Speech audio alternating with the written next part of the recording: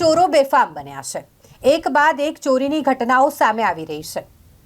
વડોદરા શહેર પોલીસના નાઇટ પેટ્રોલિંગના દાવાઓ વચ્ચે શહેરમાં પ્રકાશિત થઈ રહેલી આ ચોરીની ઘટનાઓ નાઇટ પેટ્રોલિંગની પોલીસની કામગીરી સામે સવાલો ઊભા કરે છે। એક તરફ વડોદરા શહેર પોલીસ દ્વારા એવા દાવાઓ કરવામાં આવે છે કે શહેરમાં કોઈ ચોર ટોળકી કાર્યરત નથી, આ ફક્ત અફવાઓ છે, અને બીજી તરફ તેમની આ વાતને ખોટી સાબિત કરતી ઘટનાઓ સામે આવી રહી છે। શહેરના સમા વિસ્તારની આપણે વાત કરીએ કે જ્યાં સિનિયર સિટીઝનના ઘરે ચોર પ્રવેશ્યા। સિનિયર સિટીઝન કે જેઓ પોતાના ઘરે ઉપરના માળે ઊંઘી રહ્યા હતા, આ દરમિયાન રાત્રે ચોરો તેમના ઘરમાં નીચે પ્રવેશ કરે છે। ઘરના દરવાજાનો નકુચો તોડી તાળું તોડીને ઘરમાં પ્રવેશ કરે છે। જો કે તેઓના હાથ કંઈ નથી લાગતું, પરંતુ આ ચોર કે જેઓ ઘરમાં પ્રવેશ કરી રહ્યા છે તેઓ ફક્ત ચોરી કરવાના ઈરાદે આવે છે, એ સવાલ એટલા માટે કરવો પડે કારણ કે સીસીટીવી કેમેરામાં આ ચોર કેદ થયા છે, જેમાં તેઓના હાથમાં ધારદાર હથિયાર હોય તેવું પણ નજરે પડી રહ્યું છે। એક તરફ તો વડોદરા શહેરમાં પોલીસ દ્વારા દબાણો હટાવવાની કામગીરી કરવામાં આવે છે, પરંતુ આ પ્રકારે જે બેફામ ચોરો બન્યા છે તેની ઉપર લગામ લગાવવા માટે શું કામગીરી કરે છે પોલીસ?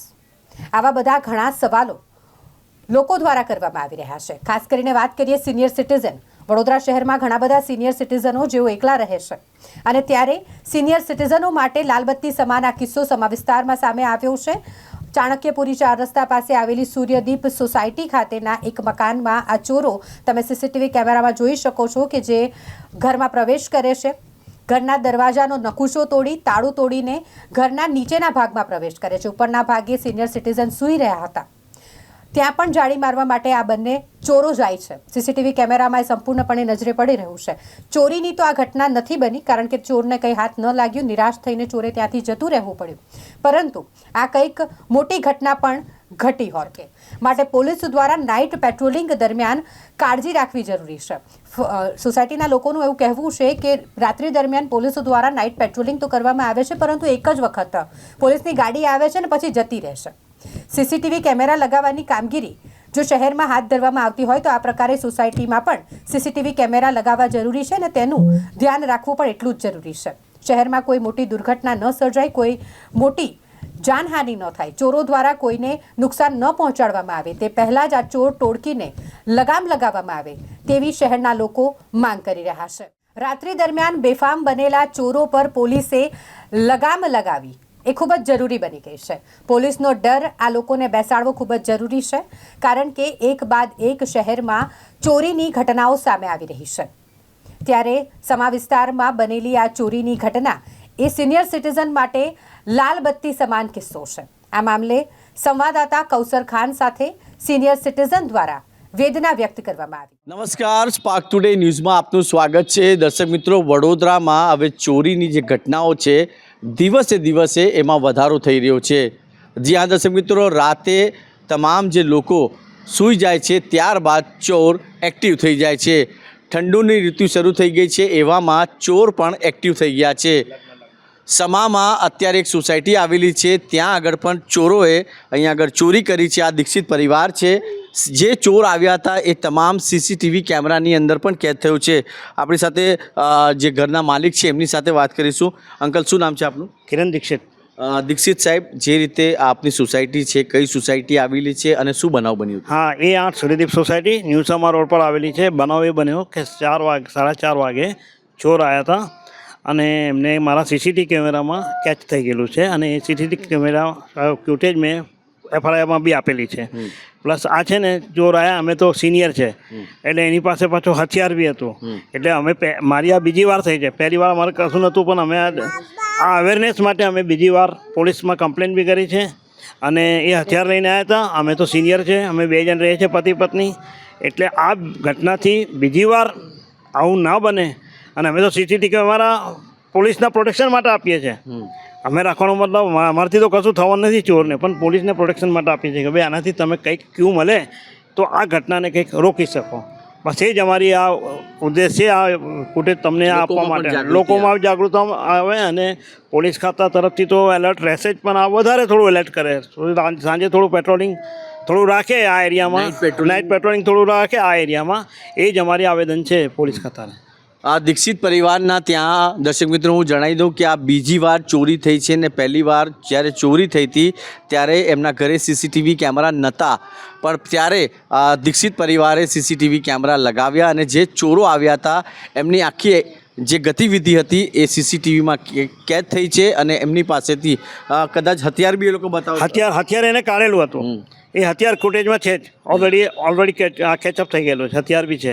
એટલે અમે જો વધારે હમણાં અમે તો બે સિનિયર રહીએ છીએ એટલે કાલ ઉઠીને બીજી વાર કશું આવો ઘટના કોઈ બીજા જોડે બી ના બને અને જાગૃતતા માટે અમે આવેદન કરેલું છે પોલીસ ખાતામાં. સર અત્યારે જ્યારે એ લોકો એન્ટ્રી લે છે તો એ લોકો તમે લોકો ઉપર હતા બધા કે? અમે ઉપર હતા, ઉપર બી આવ્યા હતા એ લોકો, પણ અમારે ઉપર મારું વોશિંગ મશીન ચાલતું હતું અને બહાર બધા જૂતા ચપ્પલ મૂકેલા એટલે એને બહાર તાળું તો માર્યું નહોતું કારણ કે અમે અંદર હતા. એટલે એ જોઈને જતો રહ્યો, એને ત્યાં ઉપર બી બેટરી મારીને ચેક કરી લીધું કે ઉપર કોઈ છે તો નહીં.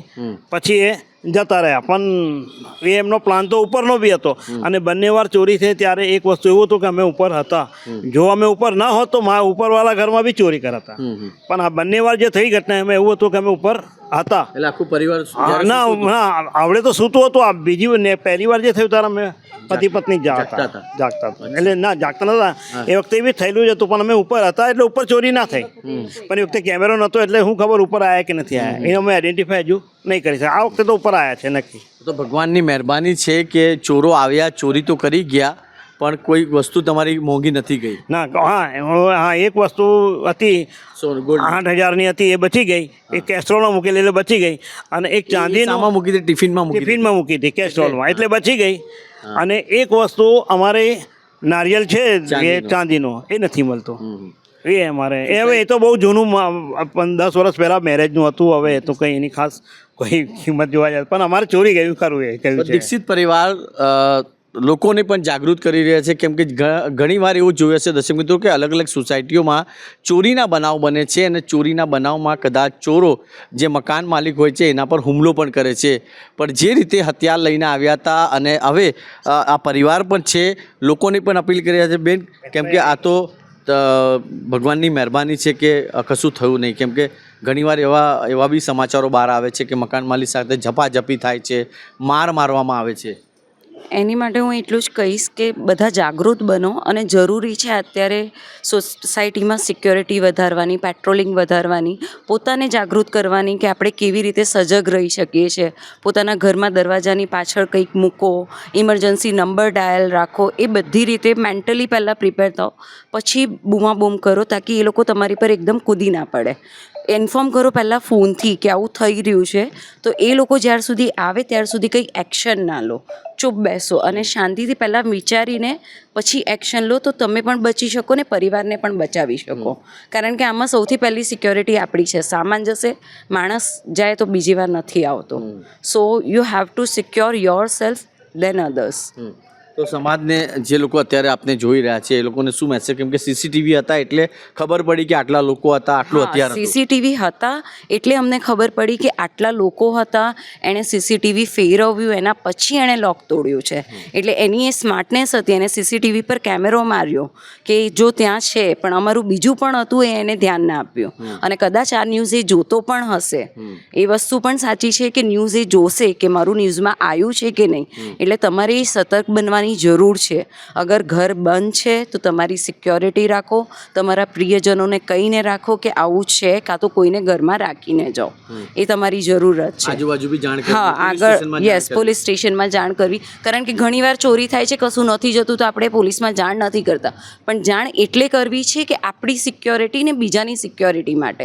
અમારો પર્પઝ એ જ છે કે તમારી સિક્યોરિટી રહે. કેમ કે મારા પેરેન્ટ્સ એકલા હોય છે તો અમને ટેન્શન હોય છે કે પેરેન્ટ્સ છે, એટલે તમારા પેરેન્ટ્સ પણ હશે, ઘણા બધાના પેરેન્ટ્સ હશે. સો you have to secure your parents અને અવર પેરેન્ટ્સ એકચ્યુઅલી. આપણે એવું નહીં લાગતું કે ચલો આપણે તો જાગૃતિ ફેલાઈ રહ્યા છે પણ પોલીસની બી થોડી જવાબદારી વધારવાની જરૂર છે. પેટ્રોલિંગ જે છે એકવાર નહીં 2-3 વાર એ લોકો મારે, કેમ કે જે 1 થી 4નો સમય હોય છે ત્યારે જ આ ચોરો એક્ટિવ હોય છે. એકચ્યુઅલી અમારી ત્યાં તો 4:30 થઈ છે, તો હું તો કહીશ કે 1 થી 5 સુધીમાં પેટ્રોલિંગ વધી જવી જોઈએ. જે લાસ્ટ મુમેન્ટ હોય છે ને, કેમ કે ઠંડીનો સિઝન છે એટલે સવારે જે ઊંઘ આવતી હોય ને એ ગાઢ ઊંઘ હોય છે. જે 3 વાગ્યાથી 5 વાગ્યા સુધીની ઊંઘ એવી હશે ને કે જ્યારે કોઈની ત્યાં હલચલ બહુ ઓછી થશે. એટલે તમારે એ ટાઈમ પર પોલીસવાળાઓને પણ રિક્વેસ્ટ છે અમારી કે એ લોકો જલ્દીથી જલ્દી લાઈક પેટ્રોલિંગ વધારે કરે, થોડીક વાર ઊભા રહે સોસાયટીના ગેટ પર, હોર્ન વગાડીને જાય, તાકી એનો પોલીસનો હોર્ન આવશે એટલે લોકોને જાગૃતતા વધશે કે હા પોલીસ આવી રહી છે એટલે ચલો જતા રહીએ. તો એ વસ્તુ કરી શકે છે પોલીસવાળા. ચોરો પણ ડરશે કે પેલું અવાજ આવશે ને તો કમસે કમ એ લોકોને અવેરનેસ થશે કે હા પોલીસની ગાડી આવી રહી છે. તો રાતના પેટ્રોલિંગમાં તો પોલીસ હોર્ન મારી શકે છે, સવારે મારી શકે છે. જે ઊંઘતા હશે એમને ફરક નહીં પડે, પણ જે જાગતા હશે ને જે ચોર હશે એમને એ વસ્તુનો ખ્યાલ આવશે કે પોલીસ આવી રહી છે તો આપણે જવું જોઈએ. દર્શક મિત્રો, દીક્ષિત પરિવાર છે, હવે એ તો પોતે સતર્ક થઈ ગયા છે પણ સમાજને બી સતર્ક કરવાની વાત કરી રહ્યા છે. અને જે રીતે આ ચોરીના બનાવ વધી રહ્યા છે એને પોલીસની સામે પણ હવે ચોરો ચેલેન્જ આપી રહ્યા છે. પોલીસને પણ સ્પાર્ક ટુડે ન્યૂઝથી અપીલ કરવામાં આવું છું કે જે રીતે આ તમામ પેટ્રોલિંગ કરવામાં આવે છે એ પેટ્રોલિંગ વધારવાની જરૂર છે. પોલીસ દ્વારા જે દુકાનો બંધ કરાવવામાં આવે છે એ તો સારી વાત છે, પણ એ ટાઈમસર પહોંચી જાય છે. પણ જ્યારે પેટ્રોલિંગ કરવાનું ટાઈમ હોય છે ત્યારે ટાઈમસર નથી પહોંચતા, જેના કારણે આ ચોરો એક્ટિવ થઈ ગયા છે.